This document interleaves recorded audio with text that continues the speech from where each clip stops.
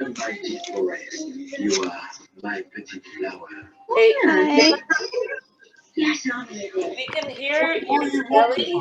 Sounds like a sinfully delicious blue. When you're scared to go home. When your phone fills you with fear. Noises. When you feel like you have to do things you don't want to. When you feel worthless. When you feel like your only choice is to say. Is that the new version of Storytime? I hope not. 400. Ivan, you have 2 users logged in, and one of them is making a lot of noise. With hydration. A foundation that lasts as long as I do. Live in London. Live for London.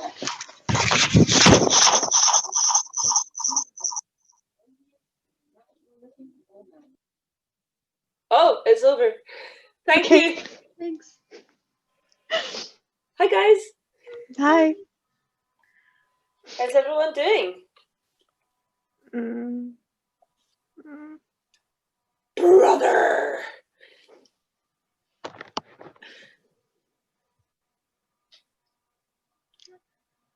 I've got exciting news. I'm starting my job tomorrow. Holy shit, you got the job. Well, I have a job and I'm starting tomorrow. Yay. Congratulations. It's been several months in the coming, but now it's here finally. What's the job? I'm going to be a senior project manager at Public Health England. Yay. Cool. How are you feeling about it? Yeah, pretty good. I mean, I'll be working remotely, so it's going to be weird. Like, I get to go get my equipment from the office, but then they're like, and then go home again. I'm like, okay. If you ever decide that, you know, Public Health England is in the wrong country, Public Health Scotland is also recruiting for project managers. I know. I actually applied to them, or at least we were a recruitment agency earlier on in the lockdown. And I think because I wasn't Scotland based, they didn't consider me because they're like, oh, you have all the experience we want. And then I heard nothing. So you would have been so much better than the project manager who we actually got, who was awful and then left. Oh, well, I offered, they didn't take me, so silly people. Yeah. Hey, Bina, I like your jumper. Thanks. It's Christmassy. Yay. I like Andy's jumper. That's very cozy looking. What do you have on your sleeve, Bina? Is it an animal? Reindeer? Reindeer. Cool. Can't get a Christmas tree yet because I don't want to set my house on fire. So, waiting a little bit longer for that. But I can have a Christmas jumper.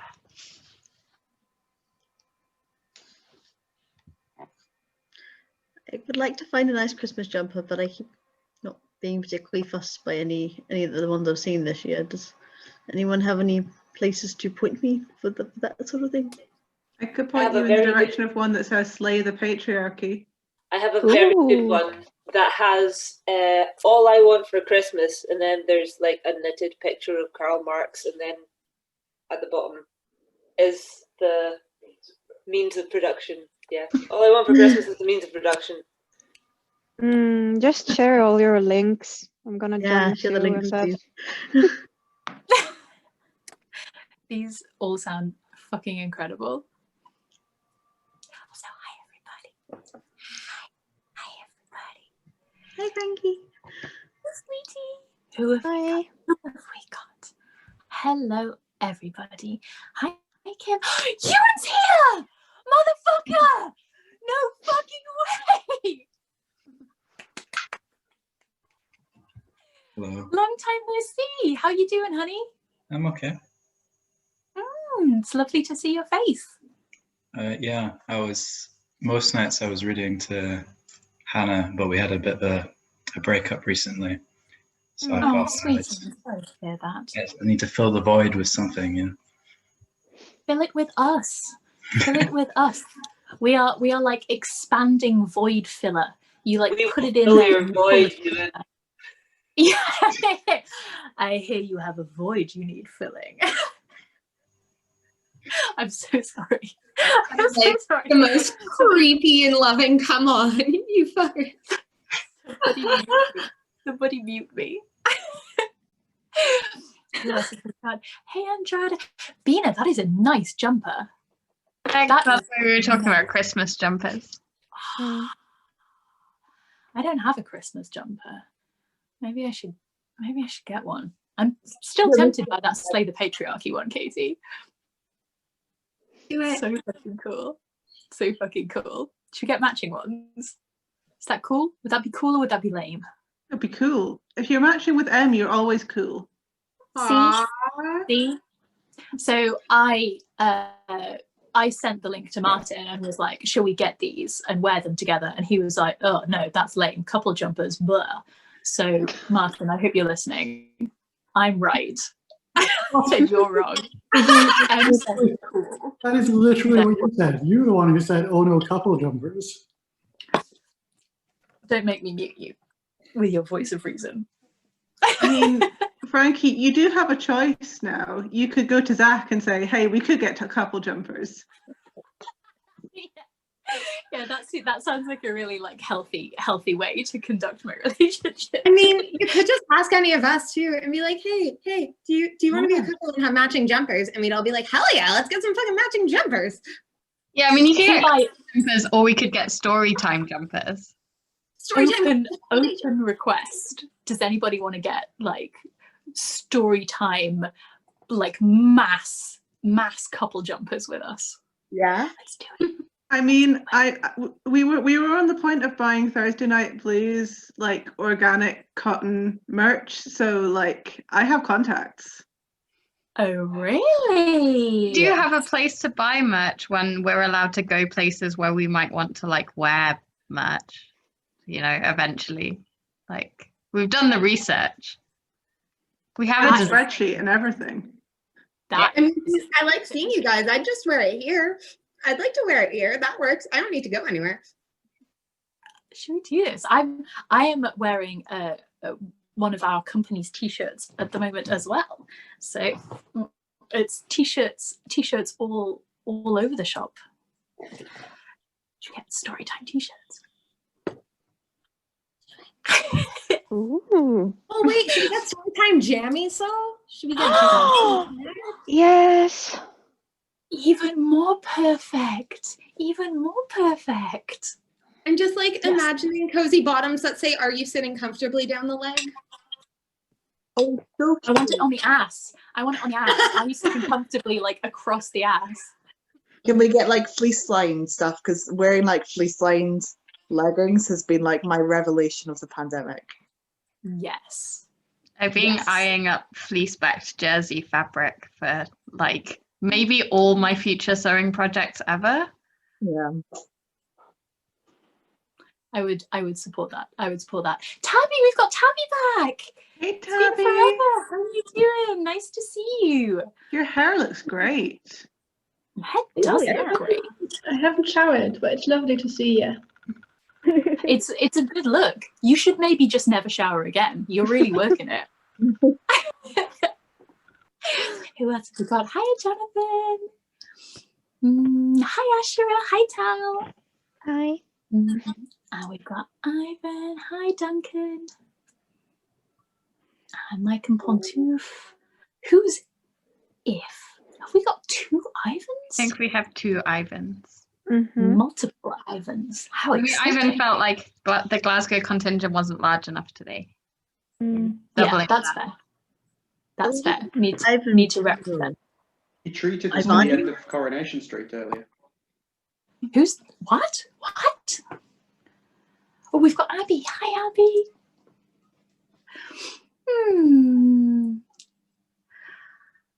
This is going to be good. I'm excited about this. For once. For once, I'm excited about a book.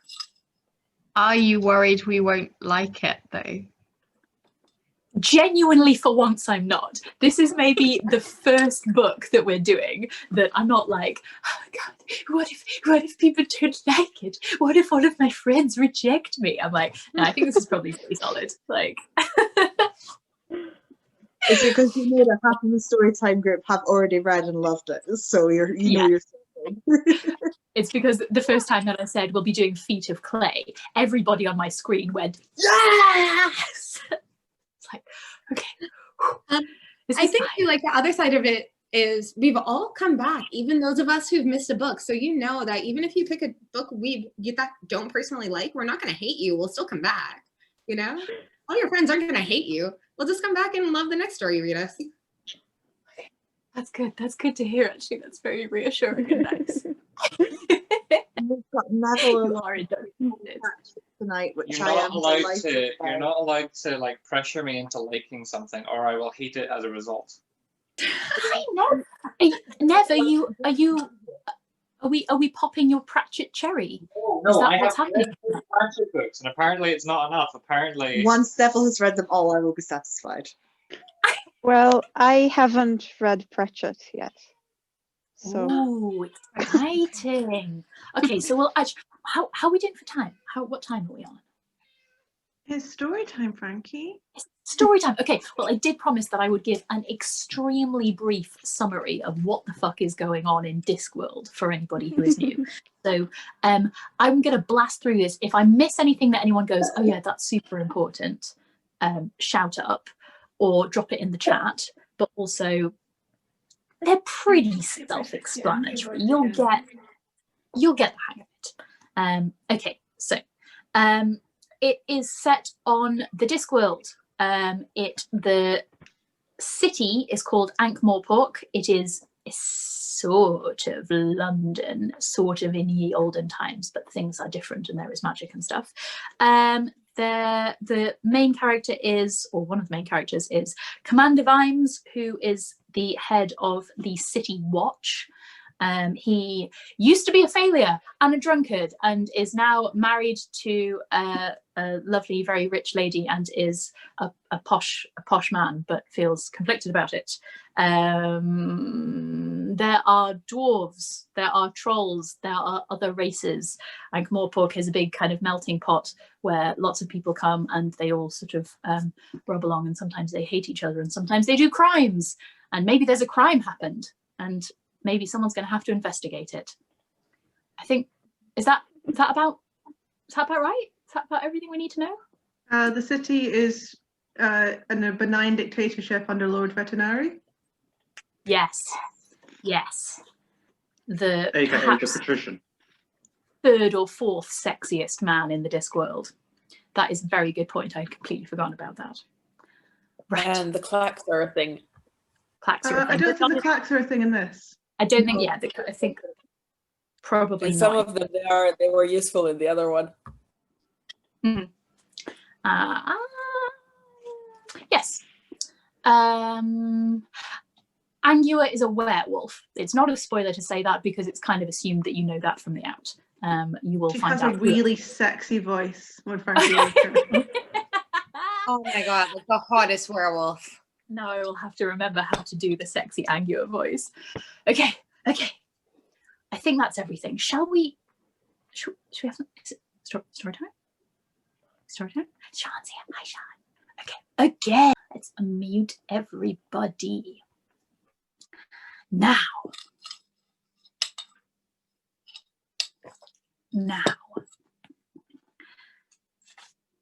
Are you sitting comfortably?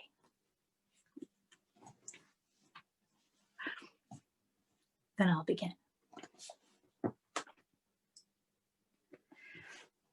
Feet of Clay by Terry Pratchett.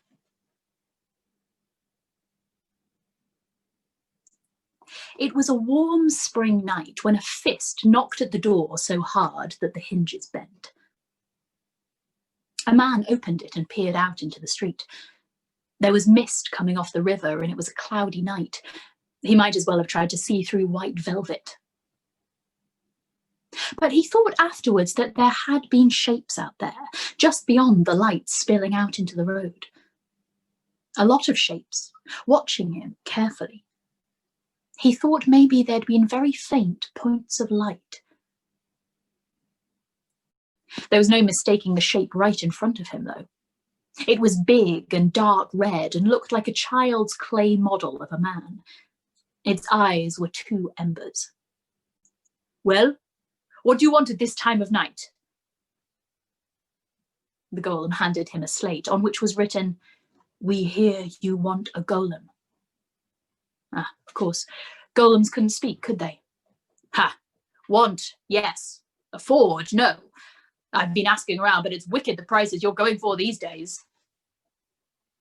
The golem rubbed the words off the slate and wrote, "To you, $100. You're for sale?" No. The golem lurched aside. Another one stepped into the light. It was also, a man could see that, but it wasn't like the usual lumpen clay things that you occasionally saw. This one gleamed like a newly polished statue, perfect down to the detailing of the clothes. It reminded him of one of the old pictures of the city's kings, all haughty stance and imperious haircut. In fact, it even had a small coronet moulded onto its head. $100? The man said suspiciously. What's wrong with it? Who's selling it? Nothing is wrong. Perfect in all detail. $90. Sounds like someone wants to get rid of it in a hurry. Golem must work. Golem must have a master. Yeah, right. We hear stories. Going many things and that. Not mad. $80. It looks new, said the man, tapping the gleaming chest. But no one's making golems anymore. That's what's keeping the price up beyond the purse of the small business. He stopped. Is someone making them again? $80. I heard the priest's band making them years ago. A man could get in a lot of trouble. $70. Who's doing it? $60. Is he selling them to Albertson or Spadger and Williams? It's hard enough competing as it is, and they've got the money to invest in new plant. $50. The man walked around the golem. A man can't sit by and watch his company collapse under him because of unfair price cutting. I mean to say, $40. Religion's all very well, but what do prophets know about profits, eh?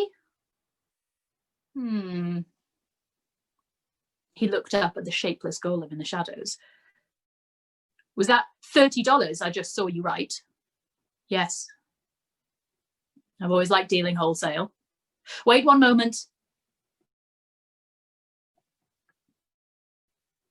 Went back inside and returned with a handful of coins. Will you be selling any to them other bastards? No. Good. Tell your boss it's a pleasure to do business with him. Get along inside, Sonny Jim. The white golem walked into the factory. The man, glancing from side to side, trotted in after it and shut the door. Deeper shadows moved in the dark. There was a faint hissing. Then, rocking slightly, the big, heavy shapes moved away. Shortly afterwards, and around the corner, a beggar, holding out a hopeful hand for alms, was amazed to find himself suddenly richer by a whole $30. He subsequently got dead drunk and was shanghaied aboard to merchantmen bound for strange and foreign parts, where he met lots of young ladies who didn't wear many clothes. She died from her. A good deed goes around the world.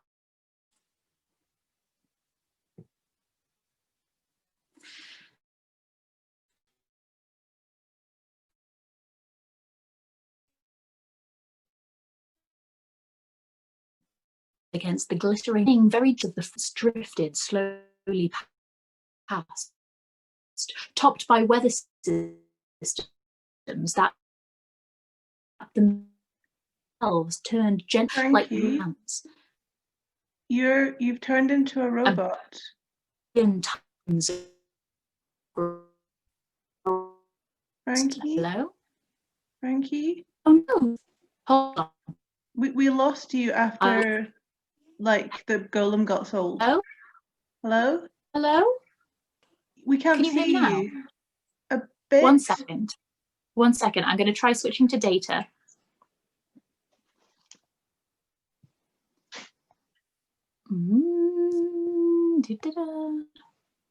Okay, let's see. Let's see if that's any better. That's much better, but we That still better? can't see you. It might just There take you a are. little moment. Am I here? Yes. Am I here? Dear me. Dear me. Can we go back to the beggar being richer by $30? Okay, that is pretty much where I had got up to. Excellent. Thank you. Thank you very much. Okay. Shortly afterwards, and around the corner, a beggar holding out a hopeful hand for alms was amazed to find himself suddenly richer by a whole $30. Footnote. He subsequently got dead drunk and was shanghaied aboard a merchantman bound for strange and foreign parts, where he met lots of young ladies who didn't wear many clothes. He eventually died from stepping on a tiger. A good deed goes round the world.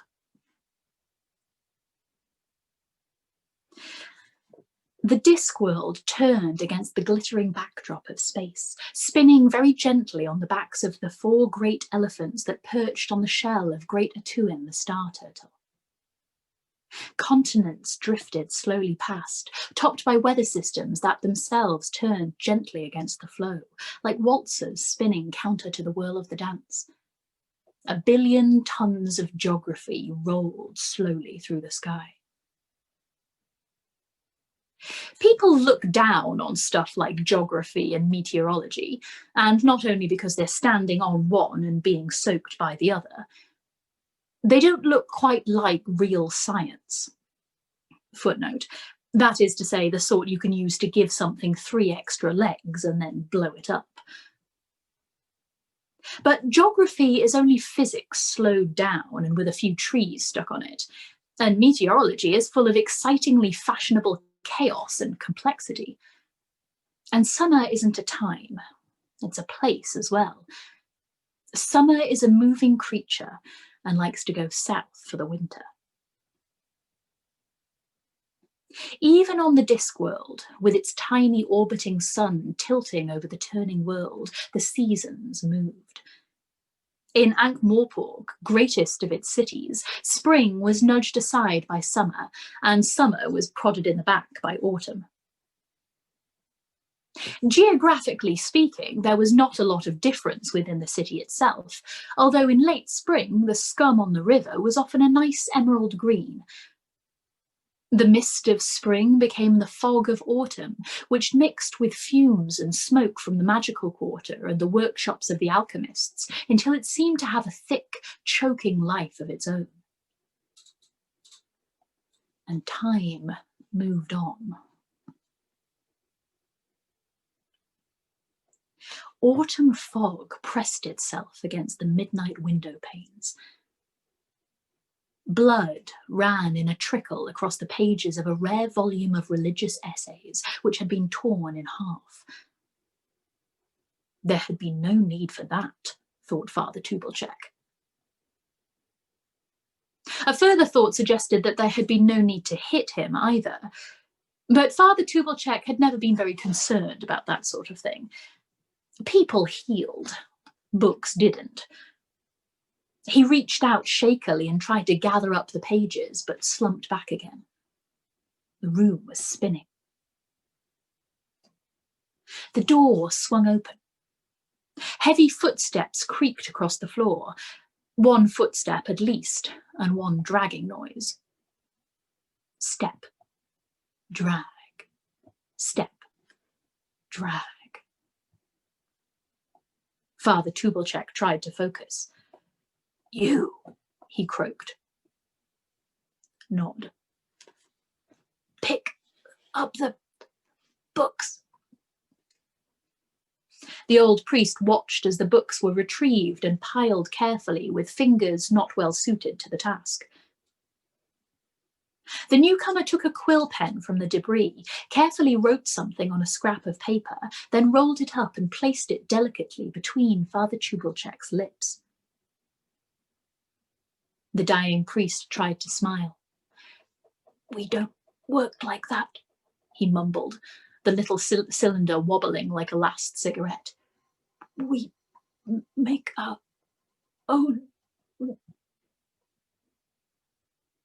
The kneeling figure watched him for a while and then, taking great care, leaned forward slowly and closed his eyes.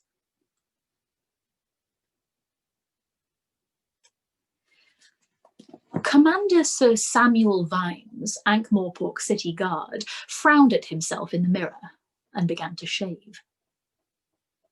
The razor was a sword of freedom. Shaving was an act of rebellion. These days, someone ran his bath every day. You wouldn't think the human skin could stand it. And someone laid out his clothes, such clothes, and someone cooked his meals. What meals? He was putting on weight, he knew. And someone even polished his boots, and such boots. No cardboard-soled wrecks, but big, well-fitting boots of genuine, shiny leather. There was someone to do nearly everything for him, but there were some things a man ought to do for himself, and one of them was shaving. He knew that Lady Sybil mildly disapproved. Her father had never shaved himself in his life. He had a man for it. Vimes had protested that he'd spent too many years trudging the nighttime streets to be happy about anyone else wielding a blade anywhere near his neck. But the real reason, the unspoken reason, was that he hated the very idea of the world being divided into the shaved and the shavers. All those who wore the shiny boots and those who cleaned the mud off them. Every time he saw Willikins the butler fold his, Vimes' clothes, he suppressed a terrible urge to kick the butler's shiny backside as an affront to the dignity of man. The razor moved calmly over the stubble of the night. Yesterday there had been some official dinner. He couldn't recall now what it had been for. He seemed to spend his whole life at the things. Arch, giggling women and braying young men who'd been at the back of the line when the chins were handed out. And as usual, he'd come back through the fog-bound city in a filthy temper with himself. He'd noticed a nut light under the kitchen door and heard conversation and laughter, and had gone in. Willikins was there, with the old man who stoked the boiler, and the head gardener, and the boy who cleaned the spoons and lit the fires. They were playing cards. There were bottles of beer on the table.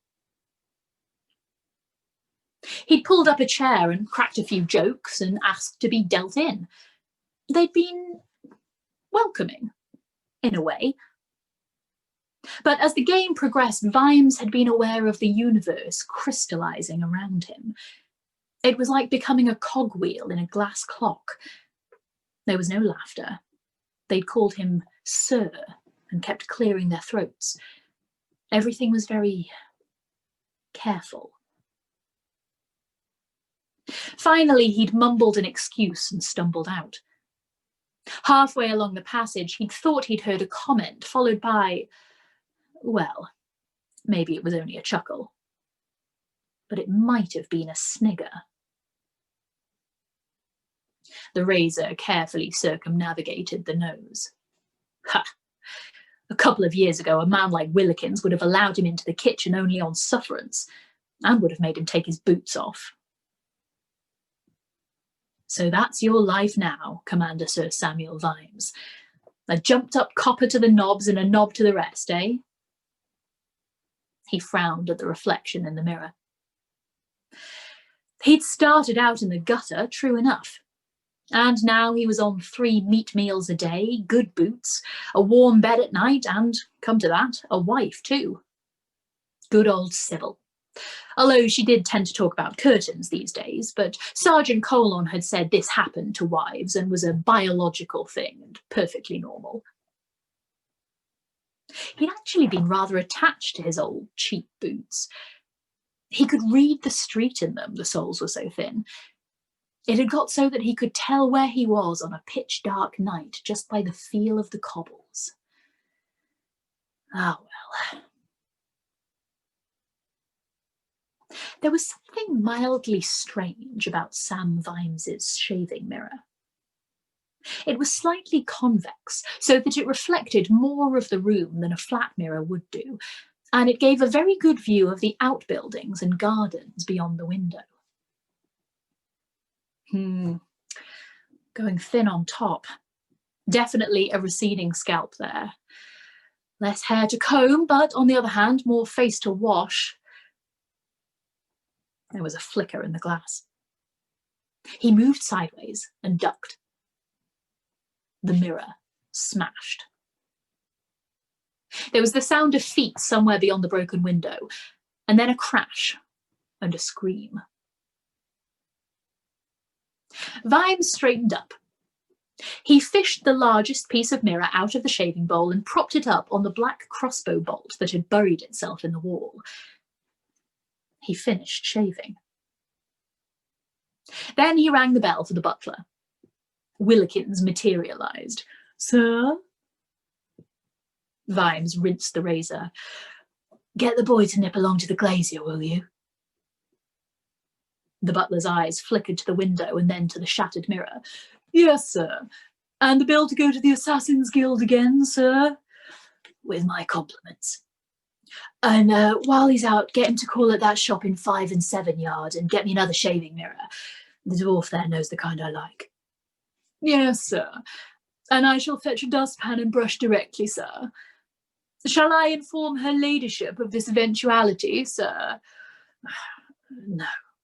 She always says it's my fault for encouraging them. Very good, sir, said Willikins. He dematerialised. Sam Vimes dried himself off and went downstairs to the morning room, where he opened the cabinet and took out the new crossbow Sybil had given to him as a wedding present. Sam Vimes was used to the old guard crossbows, which had a nasty habit of firing backward in a tight corner, but this was a burly and strong-in-the-arm made-to-measure job with an oiled walnut stock. There was none finer, it was said. Then he selected a thin cigar and strolled out into the garden. There was a commotion coming from the Dragon House. Vimes entered and shut the door behind him. He rested the crossbow against the door. The yammering and squeaking increased.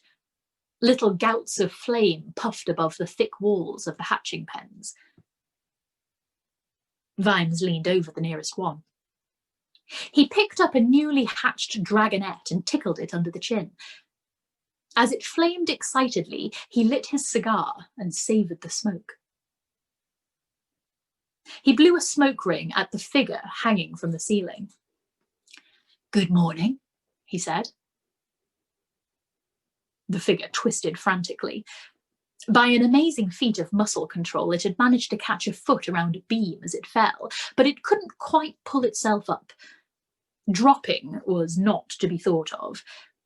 A dozen baby dragons were underneath it, jumping up and down excitedly and flaming. Good morning, said the hanging figure. Turned out nice again, said Vimes, picking up a bucket of coal, though the fog will be back later, I expect. He took a small nugget and tossed it to the dragons. They squabbled for it. Vimes gripped another lump. The young dragon that had caught the coal already had a distinctly longer and hotter flame. I suppose, said the young man, that I could not prevail upon you to let me down. Another dragon caught some coal and belched a fireball. The young man swung desperately to avoid it. Guess, said Vimes. I suspect on reflection that it was foolish of me to choose the roof, said the assassin. Probably, said Vimes. He'd spent several hours a few weeks ago sawing through joists and carefully balancing the roof tiles. I should have dropped off the wall and used the shrubbery. Possibly, said Vimes. He'd set a bear trap in the shrubbery. He took some more coal. I suppose you wouldn't tell me who hired you. I'm afraid not, sir. You know the rules. Vimes nodded gravely. We had Lady Salachi's son up before the patrician last week, said Vimes. Now there's a lad who needs to learn that no doesn't mean yes, please. Could be, sir. And then there was that business with Lord Rust's boy. You can't shoot servants for putting your shoes the wrong way around, you know. It's too messy. You'll have to learn right from left like the rest of us. And right from wrong, too. I hear what you say, sir. We seem to have reached an impasse, said Vimes. It seems so, sir. Vimes aimed a lump at a small bronze and green dragon, which caught it expertly. The heat was getting intense. What I don't understand, he said, is why you fellows mainly try it here or at the office. I mean, I walk around a lot, don't I? You could shoot me down in the street, couldn't you? What? Like some common murderer, sir? Vimes nodded. It was black and twisted, but the Assassin's Guild had honour of a sort. How much was I worth? 20,000, sir. It should be higher, said Vimes. I agree.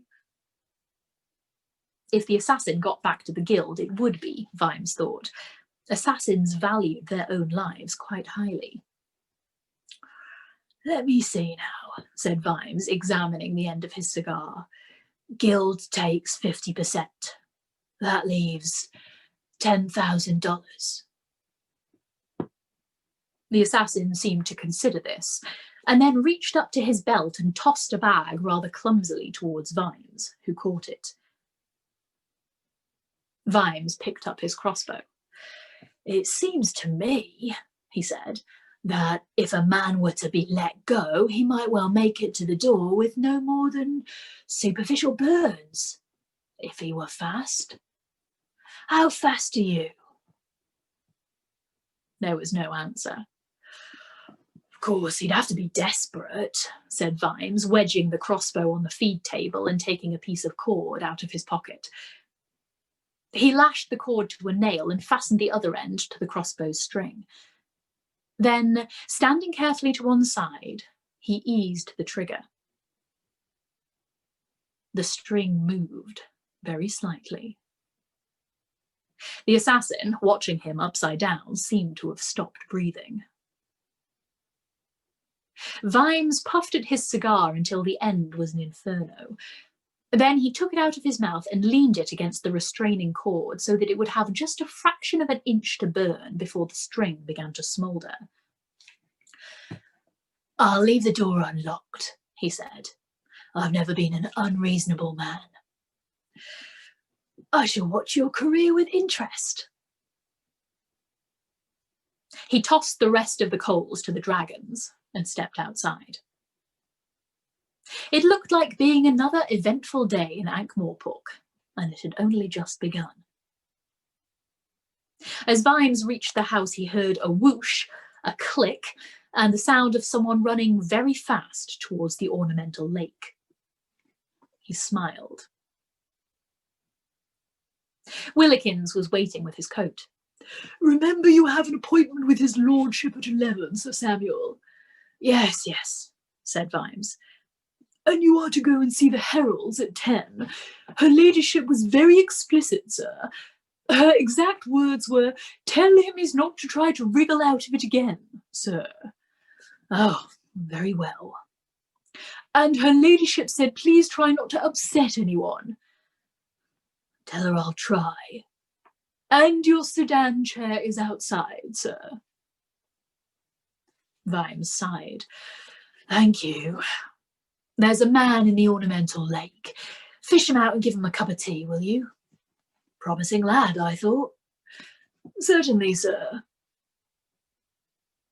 The chair. Oh, yes, the chair. It had been a wedding present from the patrician. Lord Vetinari knew that Vimes loved walking the streets of the city, and so it was very typical of the man that he presented him with something that did not allow him to do so. It was waiting outside. The two bearers straightened up expectantly. Sir Samuel Vimes, commander of the City Watch, rebelled again. Perhaps he did have to use the damn thing, but... He looked at the front man and motioned with a thumb to the chair's door. Get in, he commanded. But, sir, it's a nice morning, said Vimes, taking off his coat again. I'll drive myself.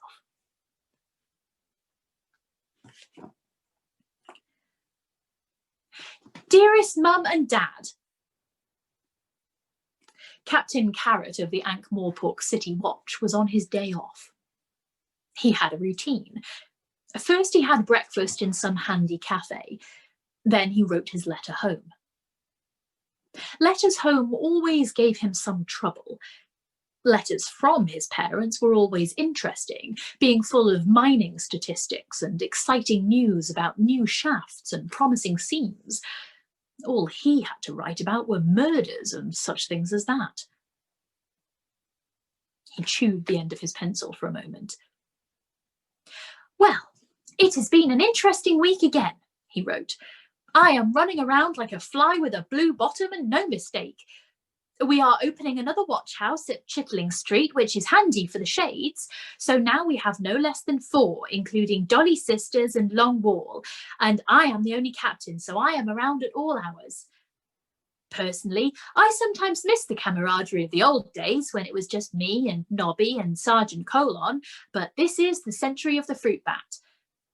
Sergeant Colon is going to retire at the end of the month, he says. Mrs. Colon wants him to buy a farm. He says he is looking forward to the peace of the country and being close to nature. I am sure you would wish him well. My friend Nobby is still Nobby, only more than he was. Carrot absent-mindedly took a half-eaten mutton chop from his breakfast plate and held it out below the table. There was a nook. Anyway, back to the job. Also, I am sure I have told you about the Cable Street particulars, although they are still based in Pseudopolis Yard. People do not like it when watchmen do not wear uniforms, but Commander Vimes says criminals don't wear uniforms either, so be to the lot of them. Carrot paused. It said a lot about Captain Carrot that even after almost 2 years in Ankh-Morpork, he was still uneasy about. Commander Vimes says you have to have secret policemen because there are secret crimes. Carrot paused again. He loved his uniform. He didn't have any other clothes. The idea of watchmen in disguise was, well, it was unthinkable. It was like those pirates who sailed under false colours. It was like spies. However, he went on dutifully. And Commander Vimes knows what he is talking about, I am sure. He says it's not like old-fashioned police work, which was catching the poor devils too stupid to run away. Anyhow, it all means a lot more work and new faces in the watch. While he waited for a new sentence to form, Carrot took a sausage from his plate and lowered it. There was another. The waiter bustled up. Another helping, Mr. Carrot? On the house? Every restaurant and eatery in Ankh-Morpork offered free food to Carrot, in the certain and happy knowledge that he would always insist on paying. No, indeed, that was very good. Here we are, 20 pence and keep the change, said Carrot. How's your young lady? Haven't seen her today. Angua? Oh, she's Around and about, you know. I shall definitely tell her you asked after her, though. The dwarf nodded happily and bustled off. Carrot wrote another few dutiful lines and then said very softly, "Is that horse and cart still outside Ironcrust's bakery?" There was a whine from under the table. "Really? That's odd.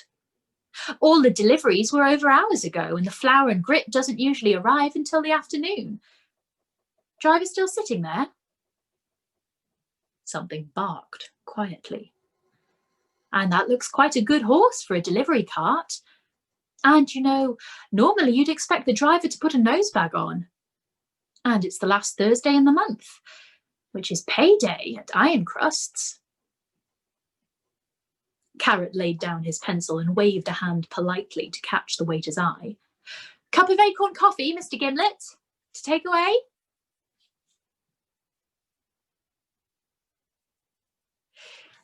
In the Dwarf Bread Museum in Whirligig Alley, Mr. Hopkinson, the curator, was somewhat excited.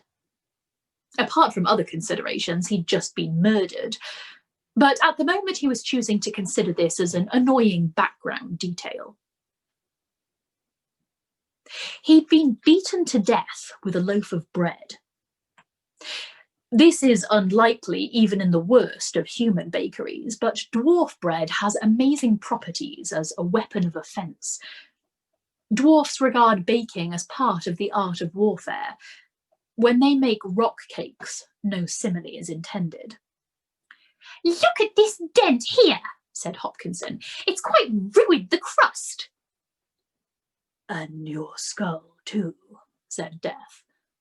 "Oh, yes," said Hopkinson in the voice of one who regards skulls as 10 a penny, but is well aware of the rarity value of a good bread exhibit.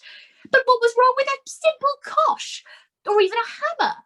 I could have provided one if asked." Death, who was by nature an obsessive personality himself, realised that he was in the presence of a master. The late Mr. Hopkinson had a squeaky voice and wore his spectacles on a length of black tape. His ghost now wore their spiritual counterpart, and these were always the signs of a mind that polished the undersides of furniture and stored paper clips by size. "It really is too bad," said Mr. Hopkinson, "and ungrateful too after the help I gave them with the oven. I really feel I shall have to complain." "Mr. Hopkinson, are you fully aware that you are dead?" "Dead?" trilled the curator. "Oh no, I can't possibly be dead. Not at the moment. It's simply not convenient.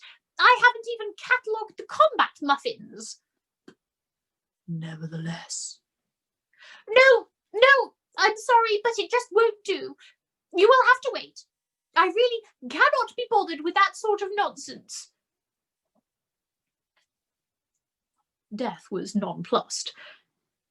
Most people were, after the initial confusion, somewhat relieved when they died. A subconscious weight had been removed. The other cosmic shoe had dropped. The worst had happened, and they could, metaphorically, get on with their lives. Few people treated it as a simple annoyance that might go away if you complained enough. Mr. Hopkinson's hand went through a tabletop. "Oh." "You see." "This is most uncalled for. Couldn't you have arranged a less awkward time?" "Only by consultation with your murderer." "It all seems very badly organised. I wish to make a complaint. I pay my taxes after all." "I am death, not taxes. I only turn up once."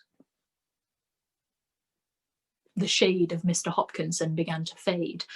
"It's simply that I've always tried to plan ahead in a sensible way." "I find the best approach is to take life as it comes." "That seems very irresponsible." "It's always worked for me."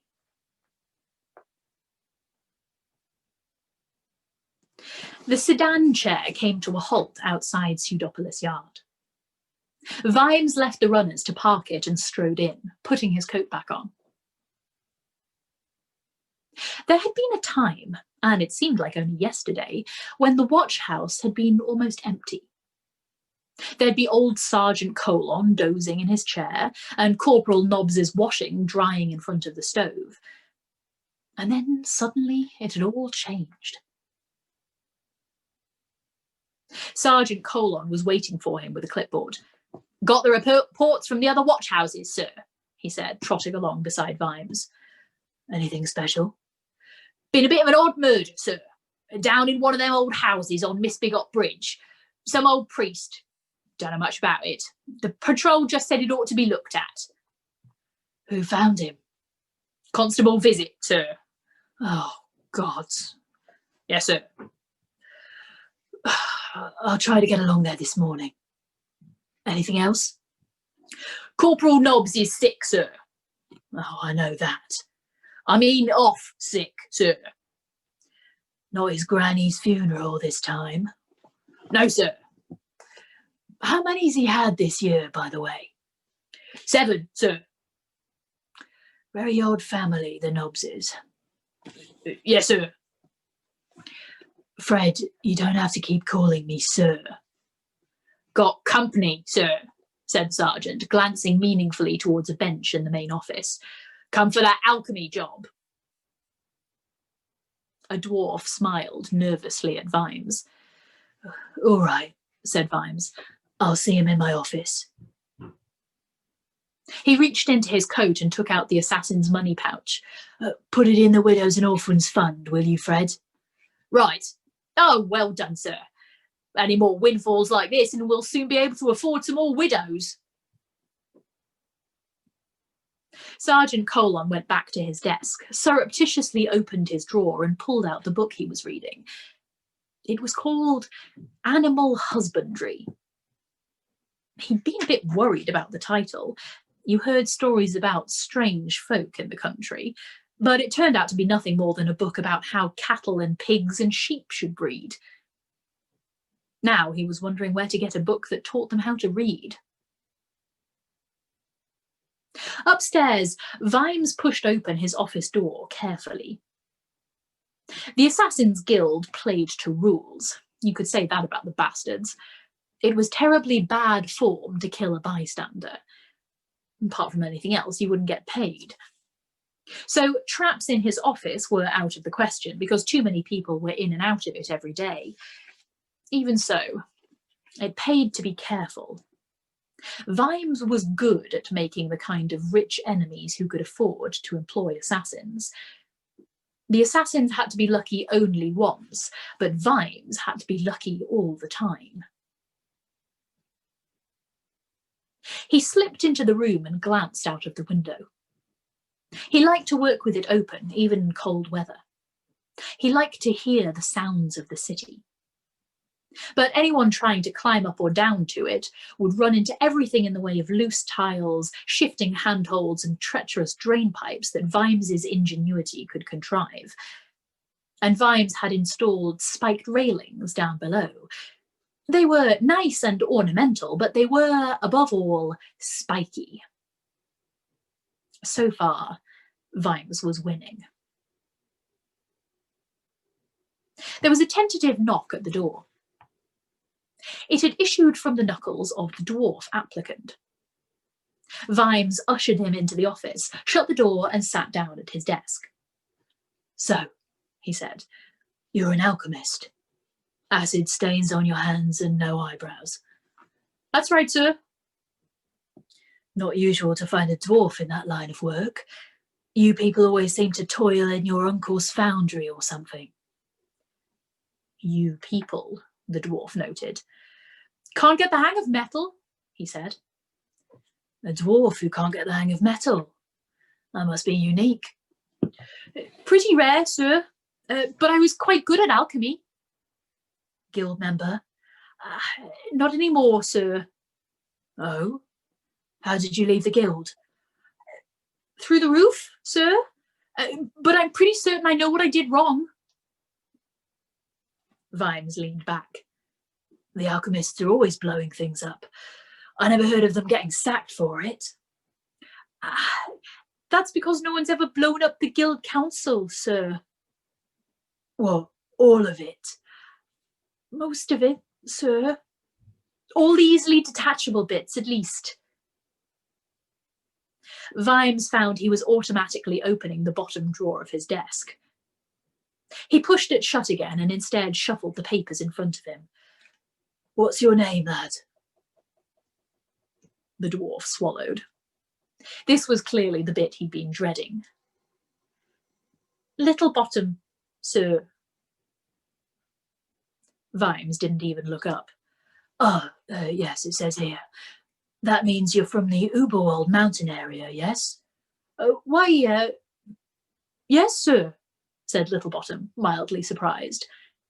Humans generally couldn't distinguish between dwarf clans. Constable Angua comes from there, said Vimes. Now, it says here your first name is... I can't read Fred's writing. There was nothing for it. Cheery, sir, said cheery Littlebottom. Cheery, eh? Good to see the old naming traditions kept up. Cheery Littlebottom. Fine. Littlebottom watched carefully. Not the faintest glimmer of amusement had crossed Vimes's face. Yes, sir. Cheery Littlebottom, he said. And there still wasn't as much as an extra wrinkle there. My father was Jolly Littlebottom, he said, as one might prod at a bad tooth to see when the pain will come. Really? And his father was Beaky Littlebottom.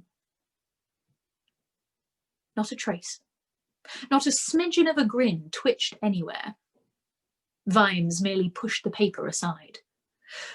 Well, we work for a living here, Littlebottom. Yes, sir. We don't blow things up, Littlebottom.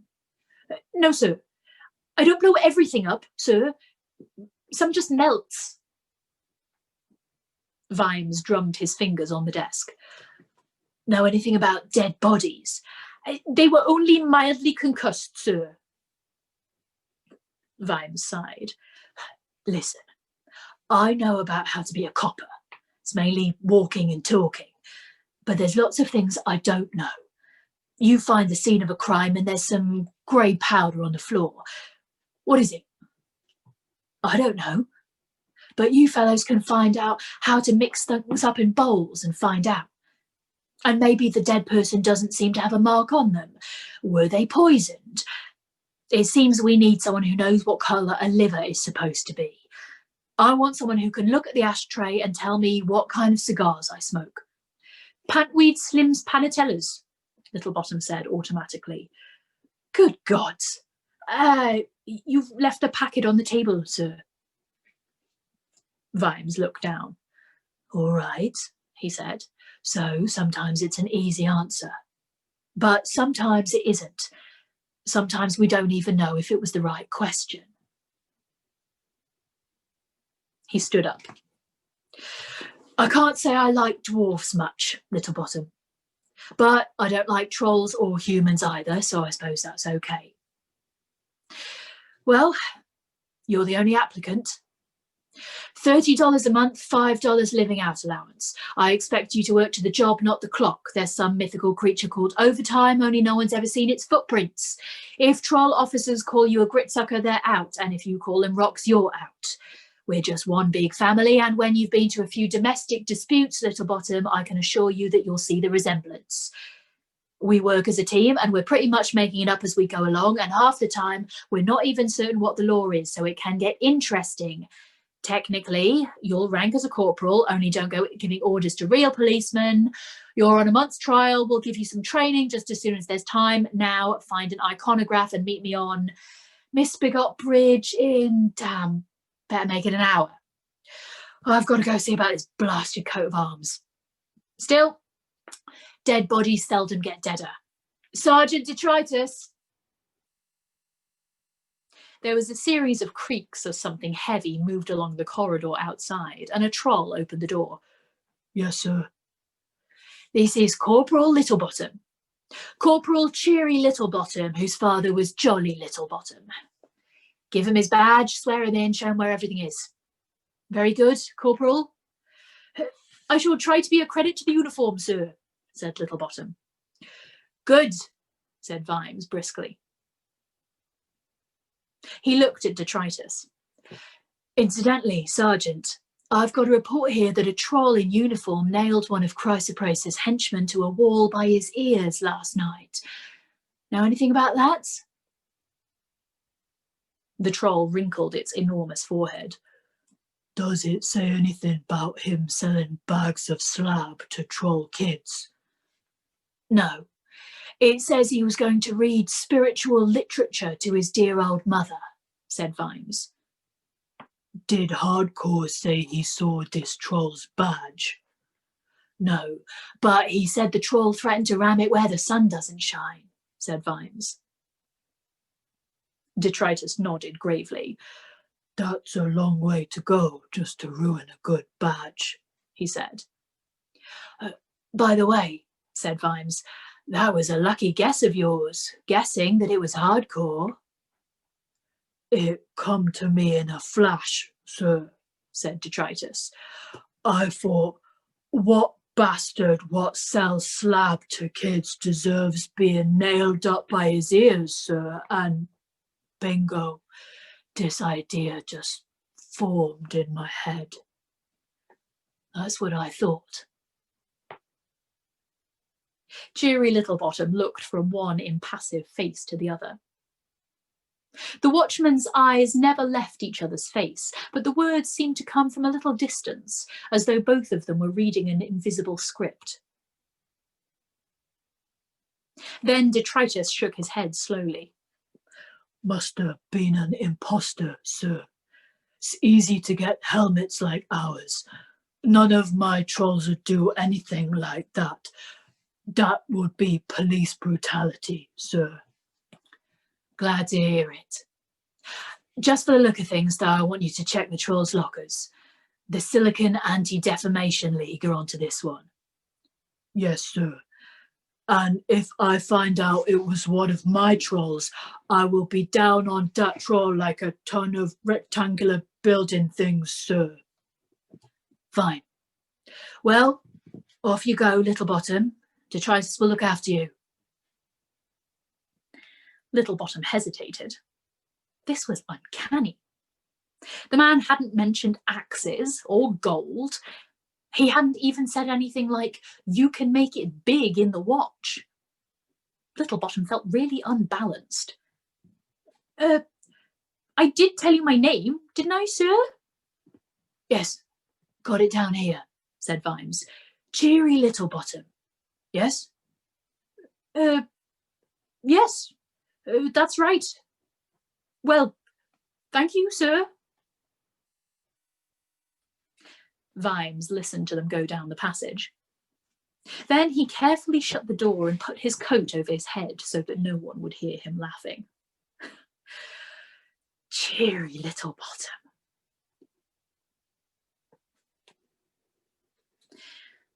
Cheery ran after the troll called Detritus.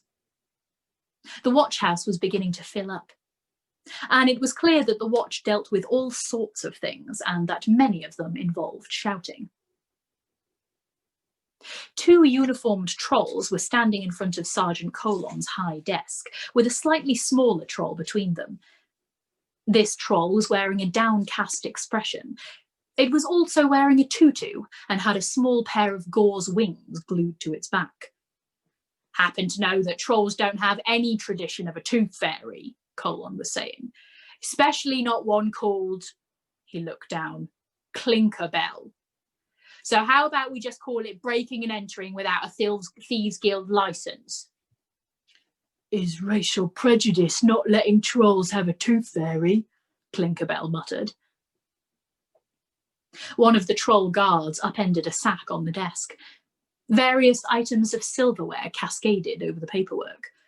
And this is what you found under their pillows, was it? Said Colon. Bless their little hearts, said Clinkerbell. At the next desk, a tired dwarf was arguing with a vampire. Look, he said, it's not murder. You're dead already, right? He stuck them right in me. Well, I've been down to interview the manager and he said it was an accident. He said he's got nothing against vampires at all. He said he was merely carrying 3 boxes of HB eraser tips and tripped over the edge of your cloak. I don't see why I can't work where I like. Yes, but in a pencil factory? Detritus looked down at Littlebottom and grinned. Welcome to life in the big city, Littlebottom, he said. That's an interesting name. Is it? Most dwarves have names like Rock Heaver or Strong in the Arm. Do they? Detritus was not one for the fine detail of relationships, but the edge in Littlebottom's voice got through to him. It's a good name, though, he said. What's slab? Said Cheery. It are chloric ammonium and radium mixed up. It give your head a tingle but melts troll brains. Big problem in the mountains, and some buggers are making it here in the city, and we trying to find out how it get up here. Mr. Vimes is letting me run a, Detritus concentrated, public awareness campaign, telling people what happens to buggers who sells it to kids. He waved a hand at a large and rather crudely done poster on the wall. It said, Slab. Just say, oh, no, please, no. He pushed open a door. This is the old privy, what we don't use no more. You can use it for mixing up stuff. It's the only place we got now. You have to clean it up first, 'cause it smells like a toilet in here. He opened another door. And this the locker room, he said. You got your own peg and that, and there's these panels for getting changed behind, 'cause we knows you dwarves is modest. It a good life if you don't weaken. Mr. Vimes is okay, but he a bit weird about some stuff. He keep on saying stuff like, this city is a melting pot and all the scum floats to the top, and stuff like that. I'll give you your helmet and badge in a minute, but first, he opened a rather larger locker on the other side of the room, which had Detritus painted on it. I've got to go and hide this hammer.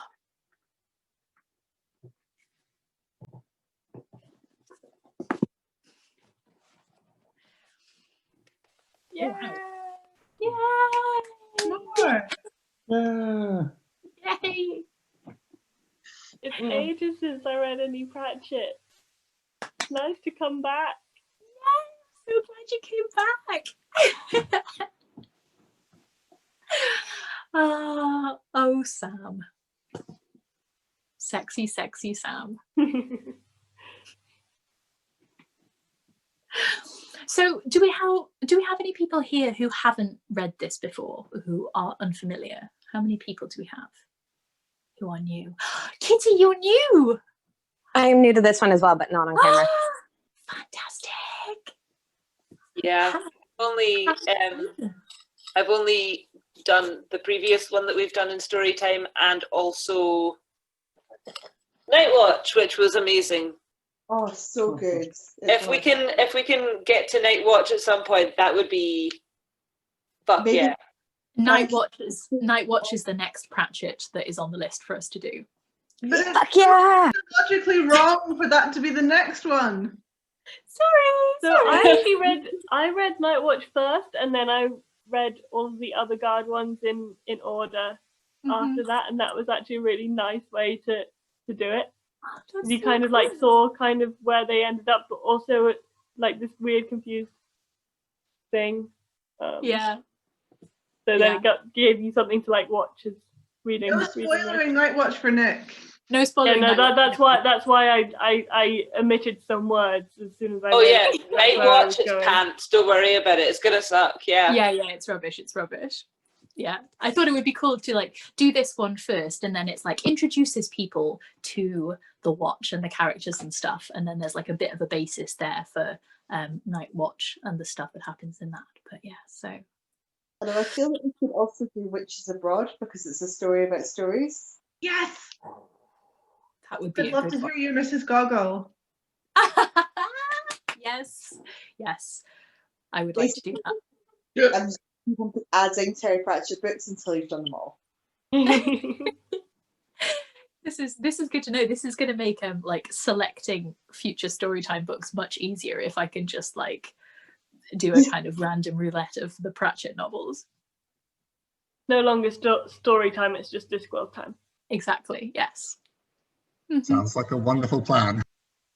Also, it sounds like a nice time for when you're not sure what to read next. You just can always go to a Pratchett if your brain's just blanking. That is such a good point, and I definitely will kind of keep that in the back of my brain as a possibility if I'm getting too like stressed over trying to find the perfect one. Be like, right, Terry, it's your time. It's your time. Oh, I'm like scrolling through the thing, and I've just seen Jen like petting Neville's hair, and it just looks so lovely. You're cozy pussycat, dear. Oh, my cozy Neville. Pussycat's over there. It's so cute. So cute. Oh, Malcolm, you've had your hair cut. Oh, of course, I did know this, but I can see it fully for the first time. Well, there's much less of it, and I appreciate that fact very much. My head was very, very much too warm. It looks, shall we say, it's quite an enthusiastic cut. It's excellent. You look very, very dapper and distinguished. Thank you. Michael's here. Michael, have you been here the whole time, sweetie? Yes, you.